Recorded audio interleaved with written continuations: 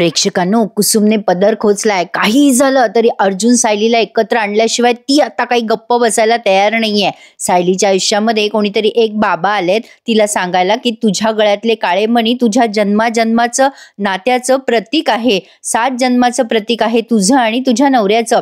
Tanvi निघालीये सायलीचे photo जाळायला, पण अर्जुनने तन्वीला चोख उत्तर दिलंय. काय काय झालंय आज ठरलं तर मग या मालिकेमध्ये ते बघत राहा आपल्या चॅनलवरती. तर प्रेक्षकांनो, ठरलं तर मग या मालिकेचा आजचा म्हणजेच 31 डिसेंबरचा या वर्षा अखेरीचा शेवटचा एपिसोड तुम्ही बघत आहात. वर्ष संपलं पण अजून माझे 1 लाख सबस्क्रायबर काही पूर्ण होईनात प्रेक्षकांनो. जाऊ द्या, आता यावर्षी तरी व्हावेत अशी अपेक्षा करते.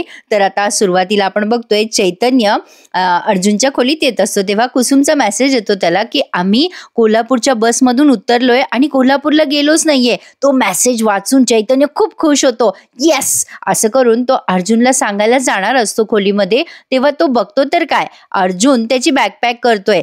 अर्जुनला असं बॅग पॅक करताना बघून चैतन्याच्या मनात विचार येतो की अरे, हा तर कोल्हापूरला निघालाय. सायली वहिनी कोल्हापूरला गेली नाहीये हे जर याला कळलं तर तो आत्ताच्या आत्ता मधुभाऊंकडे जाईल. नको नको नको, असं नको व्हायला. आता चैतन्य अर्जुनला जरा गोल गोल फिरवत सांगतो हे सगळं.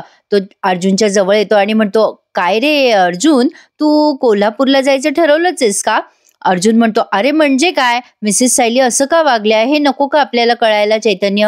चैतन्य म्हणतो, हो रे बाबा, कळायला पाहिजे, पण तू आत्ता कोल्हापूरला जाणं प्रॅक्टिकली पॉसिबल नाहीये रे अर्जुन.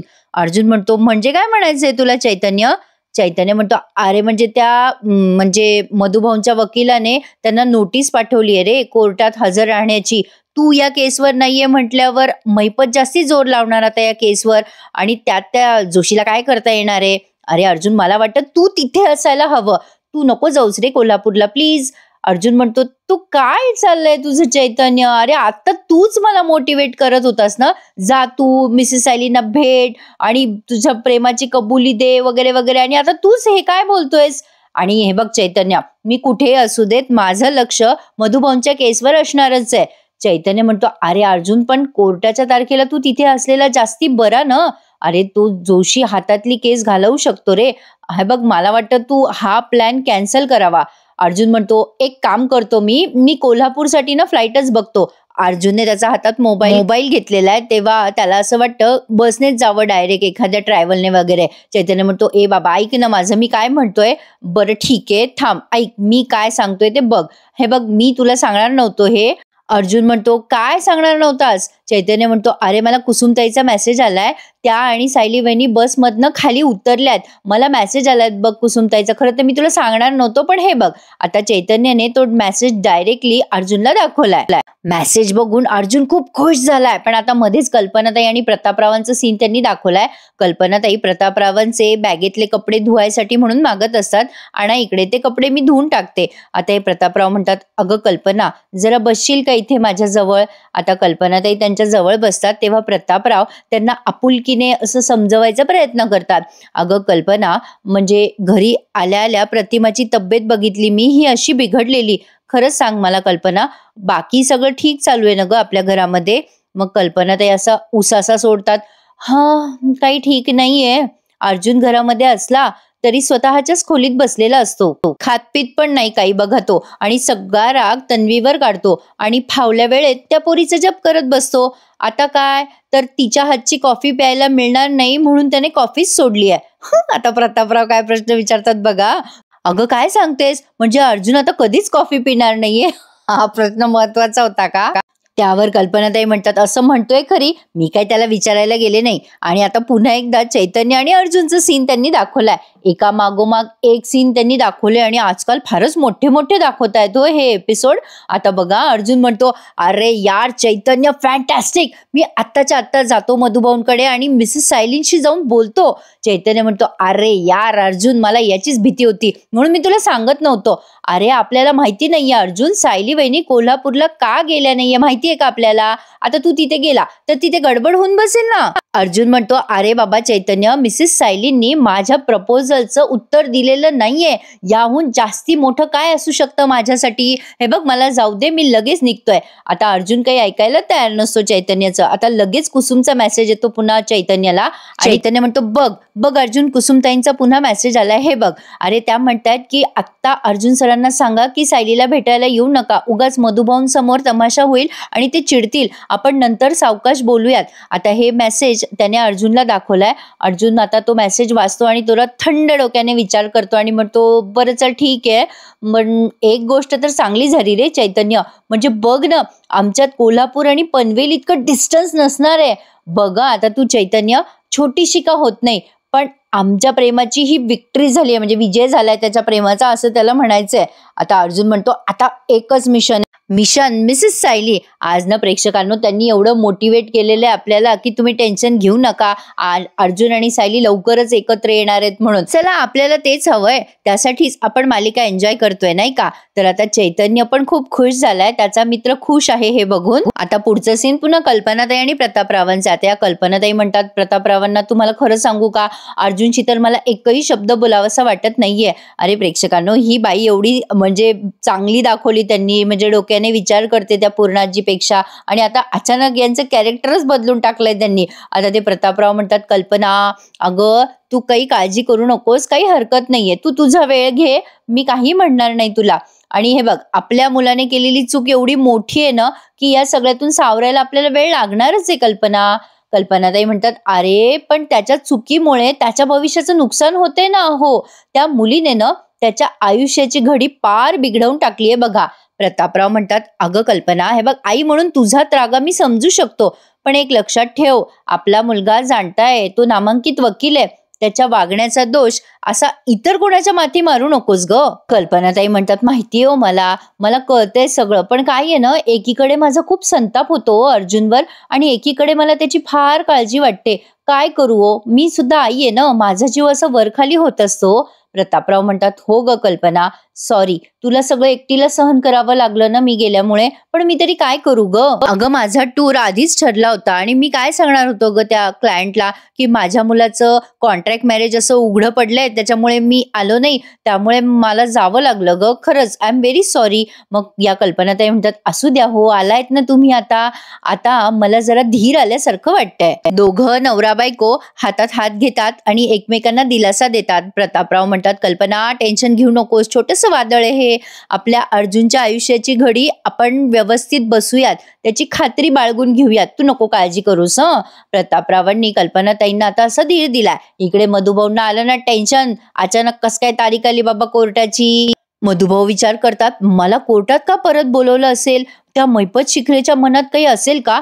जाऊ दे बाबा, जास्ती विचार करायलाच नको, ते जोशी वकील बघून घेतील काय करायचं आणि काय नाही ते. आता आली ना कुसुम आणि सायली घरी, रात्र झालीये बरीच. आता हे मधुभाऊ दरवाजा उघडतात, जोरजोरात दरवाजा वाजतो, तर मधुभाऊ आता टेन्शन मध्ये येतात या दोघींना बघून. त्या मधुभाऊ म्हणतात, अरे बापरे, तुम्ही दोघी अशा अचानक कशा काय परत आलात, अपघात झाला का. अगं तुमच्या तब्येती बऱ्या आहेत ना कुसुम, अगं काय झालं, कोल्हापूरवरून फोन आला का तुम्हाला, काय म्हणजे येऊ नका म्हणून. अगं ए कुसुम, अगं बोल ग, काय झालंय. आता कुसुम म्हणते, मधुभाऊ सगळं सांगते तुम्हाला मी, आमच्या दोघींना आत येऊ द्या ना. आता सायली अशी आतमध्ये येते बरं का, आणि कुसुम सुद्धा. मधुभाऊंना आले टेन्शन, मधुभाऊ दरवाजा लावून घेतात आणि मग या म्हणजे कुसुमशी बोलायला जातात, पण तरी कुसुमनी बराच संयम ठेवलाय आणि गंडवलंय बरं का मधुभाऊंना. पण ते का गंडवलं ना, ये बात मेरे को समझ में नहीं आई. म्हणजे आता काय झालं बघा, आता इकडे मध्येच अर्जुनचा म्हणजे रोमॅन्टिक सीन त्यांनी दाखवलाय, तो आठवणीमध्ये आहे सायलीची साडी घेऊन बसलाय तो आणि सायलीची आठवण काढतोय.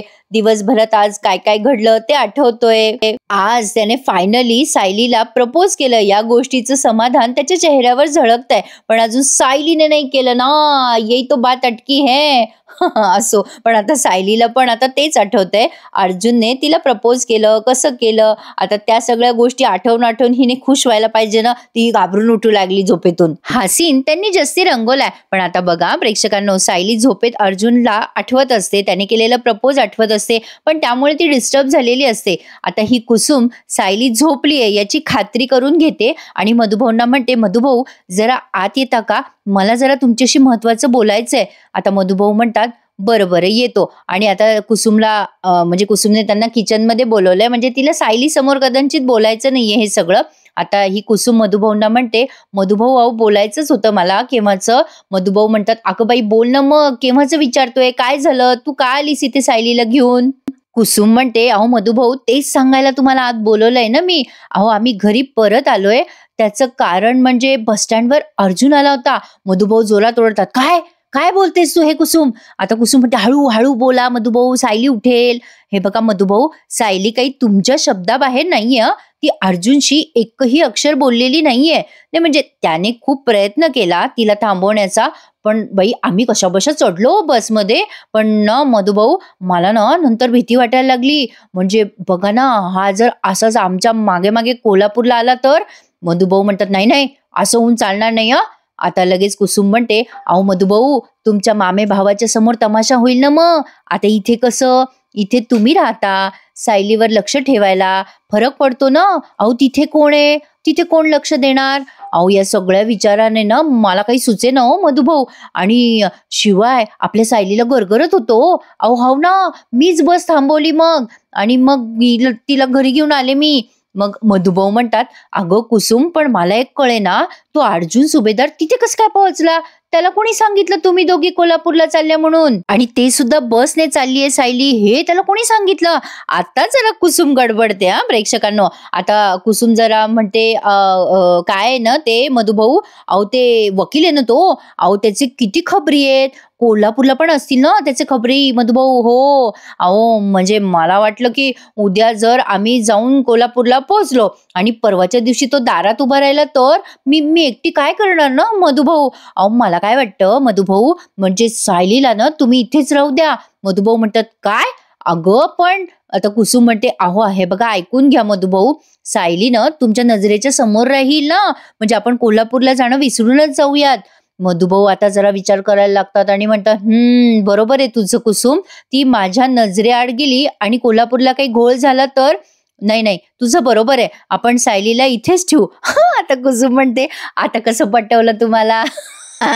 मधुभाऊ म्हणतात, काय बोललीस. कुसुम म्हणते, अहो म्हणजे मला म्हणायचं होतं की आता कसं पटलं तुम्हाला. मधुभाऊ म्हणतात, हो हो हो बरोबर आहे.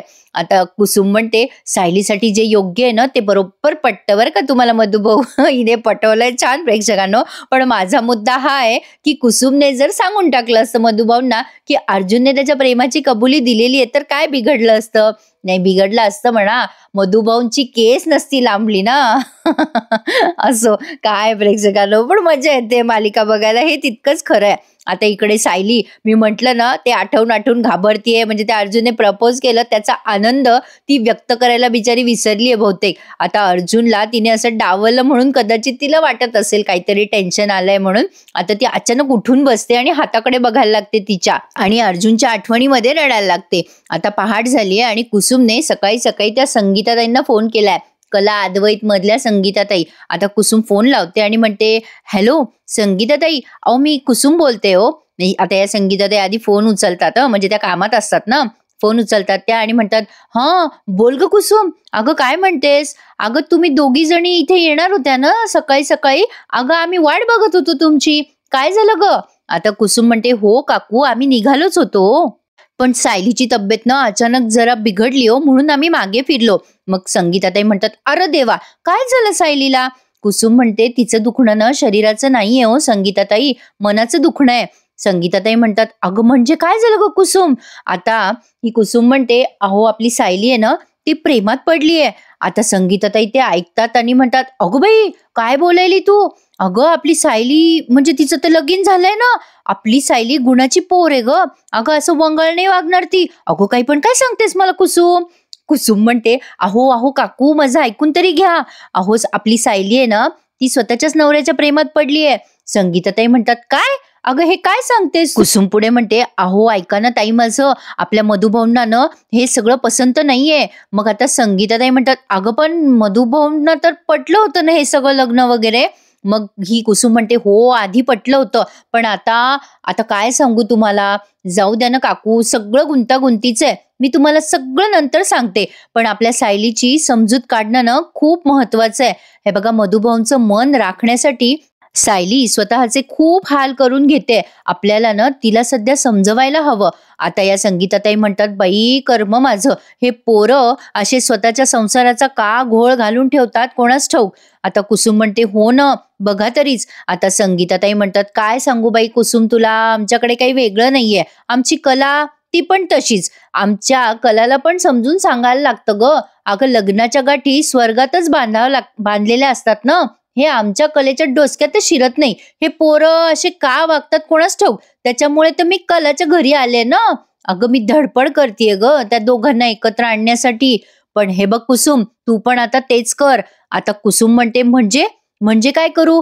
आता संगीताताई म्हणतात, हे बघ, या पोरांनी जर माघार घेतली ना, तर आपण नाही माघार घ्यायची. काहीही झालं ना तरी या दोघांना एकत्र आणायचं. हे बघ, मी तेच करते इथे येऊन, आणि तू पण तेच कर तिथे. तू तेच कर जे मी करतेय. हे बघ बघ, तू सायली तिच्या संसारात बरोबर रमेल बघ. आपण आशा ठेवूयात. अगं, एक दिवस येईल आणि आपली सायली सुद्धा तिच्या संसारात मस्त रमून जाईल बघ. आता कुसुम ते ऐकते आणि म्हणते, खरंच काकू, तुम्ही जे सांगतायत ना ते खरं हो, आणि तुमच्या तोंडात साखर पडो बघा. प्रेक्षकांनो, जसं चैतन्याने अर्जुनला मोटिवेट केलं ना, तसं या संगीताताईने कुसुमला मोटिवेट केलंय. आता ही कुसुम एवढी मोटिवेट होते, ती म्हणते की काय सांगताय तुम्ही संगीताताई, खरंच आता ना अशी कामाला लागते बघा की म्हणजे आपल्या अर्जुन आणि सायलीला एकत्र आणल्याशिवाय मी गप्पच बसणार नाही. बघाच तुम्ही, तुमच्याशी बोलून मला खूप धीर आलाय बरं का. अर्जुन आणि सायलीला एकत्र आणल्याशिवाय आता मी काही गप्प बसणार नाही. मग आता संगीताताई म्हणतात, शाब्बास कुसुम, अगं मी पण इकडे पदर खोचलाय. आपल्या सायलीची काळजी घे हा बेटा, ठेवू का फोन, असं म्हणून आता त्यांनी फोन ठेवलाय. आता इकडे बघा, ही तन्वी पडली डोक्यावर, त्यापेक्षा जास्ती डोक्यावर पडल्यात कल्पनाताई, पूर्णाजी. काय दाखवतायत प्रेक्षकांनो. आता बघा, हे सगळ्यांची मीटिंग भरली आहे. आता या पूर्णाजी म्हणतात, अगं तन्वी, तू सायलीने दिलेल्या वस्तू देऊन आम्हाला इथे का बोलवलंयस. प्रतापराव म्हणतात, हे फोटो अल्बम्स, हे सगळे मोबाईल फोन, अगं तुला करायचंय काय तन्वी नक्की. आता ही काहीतरी आणायला गेली बरं का आतमध्ये, बॉक्स आहे बहुतेक काहीतरी रिकामा. तो बॉक्स तिने या सगळ्यांसमोर असा तो टिपवायवर ठेवलाय, आणि आता सगळ्यांना म्हणते, ह्या फक्त वस्तू नाहीयेत, तुमच्या सगळ्यांच्या आठवणी आहेत. आता यांना प्रश्न पडला की ही काय करणार आहे.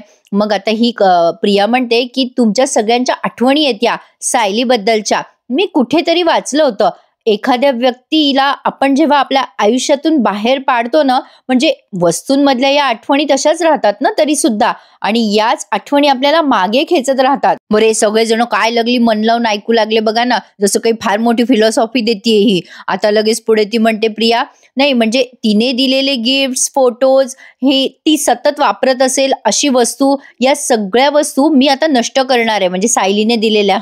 आता प्रिया म्हणते, तरच आपल्याला त्या सायलीला विसरायला मदत होईल. आता लगेच अस्मिता तिची मुक्ताफळं उधळत म्हणते, अगो पण तन्वी, आमचे फोन कसे नाहीसे करायचे गो. प्रिया म्हणते, अगं फोन नाही नाहीसे करायचे, पण त्याच्यातले फोटो तर आपण डिलीट करू शकतो ना. 1.5 वर्षामध्ये सायलीने ज्या ज्या गोष्टीवर छाप सोडली आहे ना, ती प्रत्येक गोष्ट मी जाळून टाकणार आहे. मग बघ, सायलीची सावली सुद्धा या घरात राहू शकणार नाहीये. म्हणजे आता ही माणसं जाळायला निघणारे प्रेक्षकांनो, काही सांगता येत नाही या बाईचं. आता लगेच अस्मिता म्हणते, अगं पण हे सगळं आम्ही करतो की तू कशाला करतेस, अगं आम्हाला मज्जा येईल ना. मग लगेच प्रिया म्हणते, अगं अस्मिता, सगळे कसे काय जाळू शकतील, सगळे खूप इमोशनल आहेत ना. नाही म्हणजे सायलीचं खरं रूप सगळ्यांना कळलंय, पण या वस्तू जाळणं त्यांना जड जाईल की. आता सगळ्यांना टेन्शन आलंय बरं का. आता प्रिया म्हणते, मी आहे या घरामध्ये एकमेव जी ठामपणे सगळ्या गोष्टी जाळू शकते. आता एवढ्या ठामपणे ही सांगते तरी यांचे डोळे उघडत नाही. आता यावर कल्पनाताई काय म्हणतात बघा. हो हो तन्वी, तुझं बरोबर आहे. नाही म्हणजे ती या घरातून गेली असेल तरी तिचं अस्तित्व या घरात अजून आहे, आणि हे सगळं जाळायलाच हवं. आणि त्याच्यातून हा हुशार अश्विन बघा काय बोलतोय. अश्विन म्हणतो, अगं तन्वी, हे सगळं वर्क होईल का. या अश्विनला ना नाही दिवसा हिनं चांदण्या दाखवल्या ना तर नावाची नाही प्रेक्षकांनो मी.